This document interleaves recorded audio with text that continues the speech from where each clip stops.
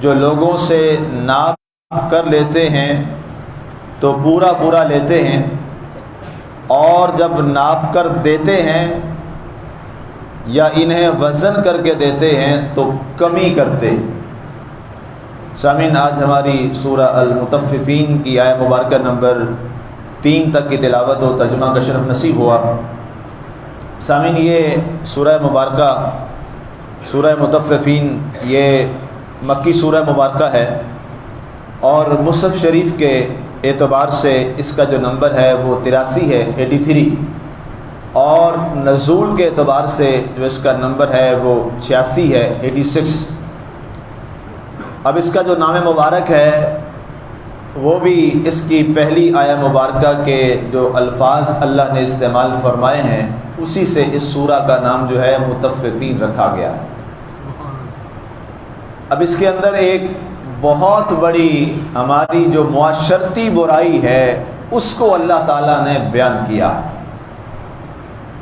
اور آغاز جس لفظ سے ہوا ہے وہ لفظ انتہائی خطرناک اور انتہائی سخت لفظ ہے جو اللہ نے استعمال فرمایا ہے۔ ویل، ویل کا لفظ استعمال ہوا ہے۔ اب ویل کا معنی اردو میں ہم اگرچہ اس کا معنی یہ کرتے ہیں کہ تباہی، بربادی، یہ اس کا معنی ہم اپنی اردو زبان میں ایک سہارا لے گئے، اپنا ایک لفظ ہم نے اس کے لیے بنایا، لیکن اگر عربک ڈکشنریز جو ہیں، عربی لغات، اگر انہیں پڑھا جائے کہ ویل کا معنی انہوں نے کیا لکھا ہے، عربی الفاظ کا معنی عربی زبان میں، اور اسی طرح امام راغب اصفہانی رحمۃ اللہ تعالی علیہ کی ایک بڑی کتاب ہے مفردات القرآن، جس میں آپ نے تمام الفاظ کی وضاحت کی ہے جو مفردات ہیں قرآن پاک کے، ان میں بھی جو ویل کی تعریف آئی ہے وہ بڑی انتہائی خطرناک ہے۔ ویل ایک ایسی بربادی ہے کہ جس کے بعد بربادی کے نشانات کے سوا کچھ نظر وہاں نہیں آتا۔ یہ اس کا مضمون ہے کہ جب آپ وہاں سے مثال کے طور پہ کوئی ایک شہر آباد تھا اور آپ وہاں سے گزرے تو بہت بڑے شہر کے اندر بڑی بڑی عمارات تھیں، وہاں پر بڑی آبادی تھی، وہاں پر بہت مویشی بھی رہتے، جانور بھی تھے، نظام زندگی بھی تھا، سب کچھ تھا، لیکن ایک دفعہ گزرے آپ نے یہ سب کچھ دیکھا، اس کے بعد آپ آئے اور آپ نے وہاں دیکھا کہ وہاں کچھ بھی نہیں ہے، اور حال یہ ہے کہ انسان ان الانسان یظن، انسان گمان یہ کرتا ہے کہ لیس بشیء من ذلک المکان، کہ اس جگہ پر تو کبھی کچھ ہوا بھی نہیں کرتا تھا۔ جب اس حالت کی تباہی ہو تو اسے عربی میں کہتے ہیں ویل۔ اب آپ سوچ لیجئے کہ یہ ویل کا لفظ جو ہے اس کے اندر کس قدر تباہی کا معنی سمویا ہوا ہے۔ اب اللہ تعالیٰ نے یہ لفظ ویل فرمایا کس کے لیے؟ للمطففین۔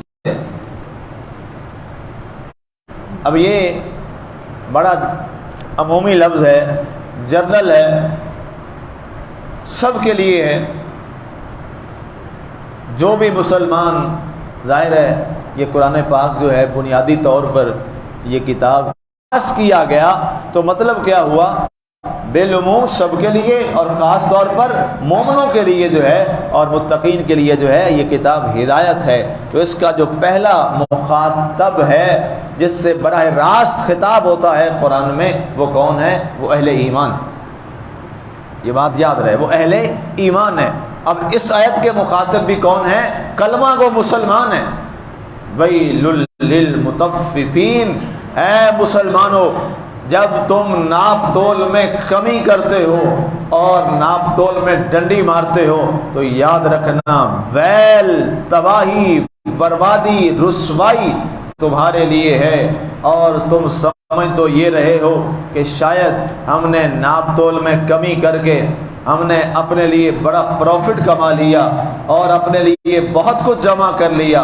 اللہ فرماتا ہے یہ تمہارا زعم باطل ہے اور تمہاری غلط سوچ ہے، اللہ کے ہاں تو تم نے بربادی کا سودا کر لیا۔ کرتے ہیں۔ اب اندازہ کیجئے اللہ تعالیٰ کیسے کھول کھول کے بیان کرتا ہے۔ قرآن نے خود کہا ہے نا اپنے بارے، تِبْيَانًا لِكُلِّ شَيْءٍ، کہ یہ قرآن ہر چیز کے لیے کھول کھول کے بیان کرنے والا ہے۔ قرآن میں کوئی تورات شریف، زبور شریف، انجیل شریف اللہ کی پاک کتابیں اللہ نے نازل فرمائیں، اور ان پر ایمان ہمارے ایمان کا حصہ ہے، اس کے بغیر ہم مسلمان ہی نہیں ہو سکتے۔ لیکن خود اللہ تعالیٰ یہ فرماتا ہے، ظاہر ہے وہ بھی اللہ کی کتابیں ہیں، یہ بھی اللہ کی کتابیں ہیں، ایک لاجک ہے، ہوتی ہر لحاظ سے کامل ہو جاتی تو پھر قرآن کی ضرورت تو نہ تھی، ایسے ہی نہ تھی۔ اور اگر جتنے انبیاء اور رسول آئے، اگر وہ تمام معاملات کو تکمیل ہو جاتی تو پھر رسول اللہ صلی اللہ علیہ وسلم سیدنا محمد، اور جب یہ آگے ظاہر ہے تو اللہ نے اعزاز بخشا اپنے نبی کو، اپنے محبوب کو کہ اے محمد آپ کیا ہیں؟ خاتم النبیین، لا نبی بعدک، کا آپ کے بعد کوئی نبی نہیں ہے، وہ تو ہم دل کے پیدا ہونے والے ارادوں سے بھی باخبر ہے۔ ایک تو نا ارادہ ہم نے کر لیا، نہیں، اس سے پہلے جو ہم نے ارادہ کبھی کرنا ہے اللہ ہمارے ان ارادوں سے بھی باخبر ہے۔ اس نے کیا فرمایا؟ الذین، شخص جب کسی سے اناج لیتا ہے، گندم لیتا ہے، چاول لیتا ہے، کوئی اور دال تو پیمانہ بڑا درست رکھتا ہے کہ کہیں کوئی تھوڑی بہت ہی کمی بھی میرے لیے نہ ہو جائے۔ لیکن اگر منافقت کی علامت دیکھیے، وَإِذَا قَالُوهُمْ أَوْ وَزَنُوهُمْ يُخْسِرُونَ، اور جب یہی لوگ، اور چیز دینے کا مزاج اور ہے، یہ سب سے بڑی منافقت کی چال ہے جو وہ چلتے ہیں۔ اللہ فرماتا ہے یاد رکھو اے لوگوں اور ایسے عمل کرنے والوں، اللہ نے تمہارے لیے بربادی کا سما پیدا کر دیا ہے۔ اور اب آپ کو یاد ہوگا جنہوں نے سورۃ القصص اور سورۃ الانبیاء میں وہاں پر اس کی تفسیر جب آئی تھی اور قوم شعیب کا ذکر آیا تھا، قرآن میں بڑا واضح ذکر ہے کہ قوم شعیب کو صرف ایک برائی کی وجہ سے تباہ و برباد کر دیا گیا، انہیں ہستی سے ختم کر دیا گیا، تباہ کر دیا گیا، اور زمین ہی ان کا قبرستان بن گئی، ان کے گھر ان کی قبریں بن گئیں۔ ان میں کیا برائی تھی؟ ایک برائی تھی کہ وہ کیا کرتے تھے؟ ناپ تول میں کمی کرتے تھے۔ اللہ اکبر، اللہ اکبر، ان میں کوئی اور برائی نہیں تھی۔ ایک یہ برائی تھی کہ وہ صرف ناپ تول میں کمی کرتے تھے، جب لیتے تھے تو پورے انداز میں پیمانہ تولتے تھے، جب لوگوں کو چیز بیچتے تھے تو پیمانے میں کمی کر لیتے تھے۔ تو ان کے نبی نے، جناب شعیب علیہ السلام نے انہیں بار بار یہ بات سمجھائی کہ اللہ تعالیٰ سے سخت ناراض ہوتا ہے۔ جب وہ قوم نہ مانی تو اللہ تعالیٰ نے ان پہ عذاب اتارا ہے کہ نہیں اتارا؟ قوم شعیب کا کئی جگہ اللہ نے ذکر کیا۔ بھئی قوم شعیب تو جا چکی سی، وہ تو ختم ہو گئی تھی، ان کے لوگ تو بچے ہی نہیں ہیں، تو قرآن میں ان کا ذکر بار بار کرنے کی لاجک کیا؟ کس کو سمجھایا جا رہا ہے؟ کس کو بتایا جا رہا ہے؟ ہمیں امت محمدیہ صلی اللہ علیہ وسلم کو سمجھایا جا رہا ہے کہ کچھ خدا خوفی کرنا، کچھ خیال کرنا، کہیں ایسا نہ ہو کہ تمہارے اندر قوم شعیب علیہ السلام والی وہ بیماری آ جائے اور وہ کم ناپ تول کرنے والا، پیمانے کو غلط استعمال کرنے والا تم میں معاملہ نہ آ جائے، وگرنہ تم اللہ کے عذاب کے مستحق ٹھہرو گے۔ اب سوچنا یہ ہے کہ کیا آج کا مسلمان اس برائی کے ساتھ نفرت کرتا ہے یا محبت کرتا ہے؟ حقیقت بتائیے گا۔ محبت کرتا ہے۔ آج کے مسلمانوں کے پیمانے کتنے منافقانہ پیمانے ہیں۔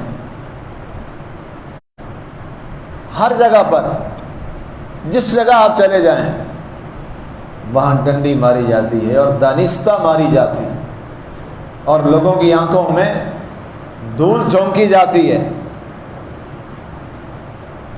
آپ باقی چھوڑ دیں، آپ کبھی اپنی بائک میں اپنی گاڑی میں پورا پیٹرول ڈلوا کے دیکھ لیں، نہیں ڈلوا سکتے، کیا دھوکہ دیا جاتا ہے۔ اور ہر پیٹرول ڈالنے والے کے ساتھ وہ شخص جھوٹ بولتا ہے، جھوٹ بولتا ہے۔ تو آپ بتائیے، جہاں قوم کا یہ عالم ہو، کسی آپ سٹور پہ چلے جائیں تو وہاں کے پیمانے عجب انداز میں بندھے ہوئے ہوں، ان کی سیٹنگ اس انداز میں پہلے کی ہو کہ پہلے ہی جو چیز جہاں پہ دینی ہے اس میں سے اتنے % ڈیڈکشن آلریڈی ہو چکی ہوتی ہے ویٹ کی۔ اسی طرح آپ جب جا کے یہ عام ترازو جو فروٹ فروشوں نے رکھا ہوتا ہے، کبھی اس کو دیکھیے، جتنے فروٹ فروش ہیں 100 میں سے شاید کوئی ایک آدھا ہو، وگرنہ میں تو اس لحاظ سے نوٹ کرتا ہوں، اور نوٹ آپ سب کو بھی کرنا چاہیے، جس کا حلال کا پیسہ ہے اس کو تو 1 روپیہ بھی چبھتا ہے، وہ تو 1 روپے کے لیے بھی تڑپتا ہے، جس کے حلال جب ہو تو انسان کا۔ تو جناب سب نے جدھر ویٹ ہوتا ہے اس کے نیچے کبھی کسی نے کوئی پتھر باندھا ہوا ہے، کبھی کچھ کیا ہوا ہے، اور پوچھا جاتا ہے یار یہ تم نے کیوں باندھا ہوا جب یہ سٹینڈرڈ سائز کا تیار ہوا؟ نہیں جی وہ اس میں تھوڑا سا ایشو ہے۔ یہ کتنی تکلیف دہ بات ہے، کتنے افسوس کی بات ہے۔ جب بنانے والے نے وہ ترازو بنایا ہے تو کیا اس نے یہ کہا تھا کہ اس کی دائیں طرف جہاں ویٹ رکھتے ہو اپنی طرف سے کوئی ویٹ نیچے باندھ لینا پھر یہ پیمانہ ٹھیک ہوگا؟ کیا ایسا تھا؟ ایسا تو نہیں تھا۔ یہ یاد رکھیں، جس شخص نے بھی ناپ تول میں کمی کی، قرآن کہہ رہا ہے ویل، میں نہیں کہہ رہا، قرآن کہہ رہا ہے، کوئی مفسر محدث نہیں کہہ رہا، اللہ فرما رہا ہے ویل، اللہ ان کے لیے بربادی فرمائے گا، اللہ ان کے لیے بے برکتی پیدا کرے گا۔ آپ بتائیے، کوئی شخص جو ہے وہ ناپ تول میں کمی کر کے سودا بیچ کے اذان آئے اور آ کے نماز پڑھے، اس کی نماز ہو جائے گی؟ بتاؤ، یہ نفع کا سودا اس نے کیا یا گھاٹے کا سودا کیا؟ گھاٹے کا سودا ہے۔ اصل میں ہم سمجھتے نہیں ہیں، ہمیں سمجھ نہیں آ رہی کہ ہم کیا کر رہے ہیں۔ روزہ رکھ کے گیا، سارا دن بھوکا بھی رہا اور ناپ تول میں پیمانے میں بے ایمانی کر کے لوگوں کو سامان بیچتا رہا، بتائیے اس کا روزہ ہے؟ اس کا روزہ نہیں ہے، سوائے بھوک پیاس کے کچھ نہیں ہے۔ اسی میں سے کما کے عمرے پہ چلا گیا، عمرہ ہو جائے گا؟ حج ہو جائے گا؟ یاد رکھیے، اسلام نے سب سے پہلے جس بنیادی چیز پر زور دیا ہے وہ آپ کا حلال کمانا اور حلال لقمہ ہے۔ پورا دین پڑھ کے دیکھ لیں آپ، یہ میں نچوڑ عرض کر رہا ہوں ایک جملے کے اندر۔ اللہ کے نبی صلی اللہ علیہ وسلم کے پاس ایک شخص آیا، بیٹھے تھے مسجد میں، ایک شخص نماز پڑھ رہا ہے اور بڑی خشوع خضوع والی نماز پڑھ رہا ہے، بڑے خشوع خضوع کے ساتھ، لمبے لمبے رکوع، لمبے لمبے سجدے، لمبے قیام، اور صحابہ حسرت کر رہے ہیں اس کو دیکھ کر، یا رسول اللہ صلی اللہ علیہ وسلم کیا اس کی نماز ہے، اتنا لمبا قیام، اتنا لمبا رکوع، اتنا لمبا سجدہ، اور ہر رکن بڑا ٹھہر ٹھہر کے اہتمام کے ساتھ کر رہا ہے۔ اللہ کے نبی صلی اللہ علیہ وسلم نے فرمایا، تمہیں پتہ نہیں کہ اس کی نماز، اب آپ اندازہ کیجیے، دیکھنے والے کہہ رہے ہیں کیا خشوع خضوع ہے، کیا نماز ہے، کیا جناب، سبحان اللہ سبحان اللہ، لیکن اللہ کے رسول فرما رہے ہیں کہ اس کی نماز صحابہ اس کے منہ پر دے ماری جائے گی۔ اس کا کھانا حرام کا ہے، اس کا لباس حرام کا ہے، ظاہر ہے اس میں سے جو ناجائز کمائے گا پیسے، اس میں سے کپڑے بھی تو خریدے گا نا جی، وہ کپڑے پہن کے ہی نماز پڑھے گا، کپڑے پہن کے ہی روزہ رکھے گا، کپڑے پہن کے ہی عبادات کرے گا، قرآن کی تلاوت کرے گا۔ تو بتائیے، ساری چیزیں پیچھے رہ گئی. اصل بیس کیا ٹھہری؟ آپ کا رزق. عبادت سے بڑھ کے سینٹرل پوائنٹ کیا بن گیا؟ آپ کا رزق، آپ کا پیسہ، آپ کی کمائی. تو یاد رکھیے گا اللہ بھائی، بخاری و مسلم میں یہ حدیث ہے، بڑی تفصیل سے پورے چیپٹر ہے. کیا فرمایا گیا؟ آپ علیہ الصلوۃ والسلام نے ارشاد فرمایا، جس شخص نے ایک لقمہ حرام کھایا، ایک لقمہ، پھر یہ لفظ سن لیں، ایک لقمہ حرام کھایا، کر رہا ہے، سب کچھ کر رہا ہے، روزہ ہے تو روزے بھی رکھ رہا ہے، خیرات بھی کر رہا ہے، زکوٰۃ بھی دے رہا ہے، لیکن کیا ہے؟ کوئی عبادت اللہ کے دربار میں جا ہی نہیں رہی. تو بتائیے پھر بڑی چیز کیا ٹھہری؟ نماز ٹھہری یا بڑی چیز رزق حلال ٹھہرا؟ رزق حلال ٹھہرا. آج ہم میں اس کا کتنا اہتمام ہے. لوگ فخر سے کہتے ہیں اور نہیں جی وہ اوپر سے بڑا کچھ ہو جاتا ہے. ہائے ہائے، ہم تو وہ تھے، ہمارے اسلاف تو وہ تھے کہ اگر ایک پانی کا گھونٹ یا شربت کا گھونٹ پیا اور کسی نے بتایا کہ اس میں حرام کی ملاوٹ تھی، انگلیاں مار مار کے الٹی کر کے وہ نکال دیا، وومٹ کر دی، کر دی، اور پھر رو رو کے دعا مانگ رہے، مولا، صدیق اکبر رضی اللہ تعالیٰ، مولا جو ممکن تھا میں نے نکال دیا، اور جو کوئی رہ گیا ہے میری بساط میں نہیں ہے، مولا مجھے معاف کر دو. کبھی ہم نے اس پہ غور کیا؟ کبھی ہم نے اس پہ سوچا؟ یہ غور طلب بات ہے. اور مطففین سورہ کے پہلے لفظ پہ ضرور غور کرنا چاہیے، ویل ویل ویل، تباہی تباہی، بربادی، رسوائی. آج ہم یہ عہد کریں کہ اپنے پیمانے درست رکھیں گے، اپنے ترازو ٹھیک رکھیں گے، ناپ تول میں کمی نہیں کریں گے. اس پیغام کو آگے پھیلائیے. جہاں جہاں جن جن نے پیمانے رکھے ہیں انہیں سورۃ المطففین 30ویں پارے کی سورت انہیں دکھائیے، انہیں پڑھائیے. جہاں شاپس کے بعد یہ لکھا ہوتا ہے واللہ خیر الرازقین، اس سے زیادہ اچھا ہے یہ لکھا جائے ویل للمطففین، یہ لکھا کریں. واللہ خیر الرازقین سے زیادہ اہم یہ بات ہے، یہ ضروری ہے تاکہ شاید کسی کو پتہ چل جائے. لیکن ہمارے ہاں ہم اس قدر، ہمارا معاشرہ اخلاقی گراوٹ اور دینی گراوٹ کا شکار ہے کہ یہاں یہ لکھا ہوتا ہے، اسی کے نیچے یہ بازار کر کے لکھا ہوتا ہے، اور اس کے نیچے کیا ہو رہا تھا.